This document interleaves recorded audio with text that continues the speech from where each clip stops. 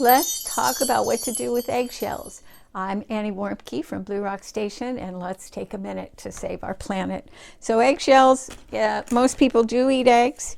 I personally don't like them, but I have lots of eggshells because I raise chickens. And so I save the eggshells, and then I put them in a container in the windowsill, and they get good and dry. And then sometimes if I'm being lazy, I'm just going to push them down into the container, and they get smaller and smaller and smaller.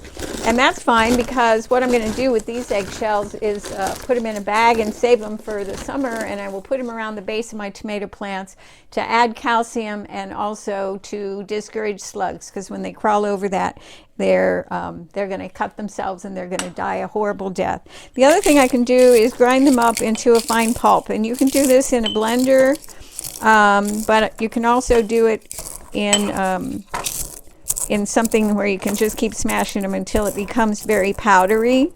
And that's a good thing too, because then I'm going to put that in my chicken feed, because it gives the chickens more calcium for good, healthy eggshells.